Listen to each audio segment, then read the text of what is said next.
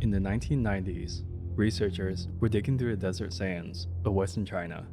They expected to find local burial sites, weathered by time, with bones barely intact. But what they found instead were bodies, clothed in wool, red-haired, European-looking, and perfectly preserved for nearly 4,000 years in one of the driest deserts on Earth. And the strangest part was that they were in the middle of Asia, thousands of miles from where anyone thought they should be. The mummies were found in the Tarim Basin, a harsh, arid stretch of desert in China's Xinjiang region. Over 200 mummies were uncovered across multiple sites, including Shaorul, Xiaohe, and the now famous Lonang graveyard. Thanks to the dry climate and salty soil, many were naturally mummified. Not just skeletons, but full bodies, including clothing, hair, and facial features. Some wore colorful felt hats, others were wrapped in woolen cloaks, tartan patterns, or leather boots. One was even buried inside a boat-like wooden coffin in the middle of the desert. And that's not the strangest part.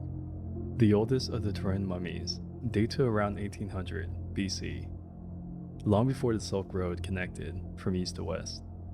In their features, light-colored hair, deep-set eyes, and facial structures that look distinctly European. The clothing also resembled textile patterns found in Bronze Age Europe. So how did they get there, thousands of miles from where their culture should have originated? Mainstream scholars say they likely migrated from Central Asia. Others suggest trade routes may have been active far earlier than we thought, but neither fully explains the genetic and cultural mix buried in these tombs. And that leads to another mystery. When scientists tested the DNA, they found something surprising.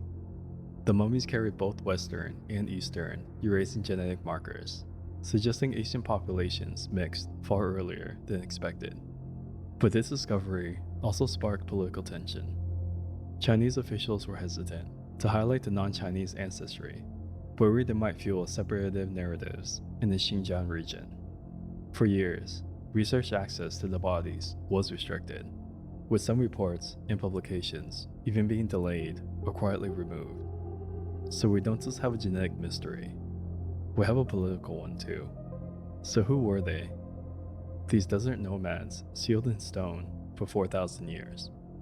Were they traders, migrants, or forgotten people erased by time? They left no written records, just stitched fabrics, buried boats, and faces that no one expected to find.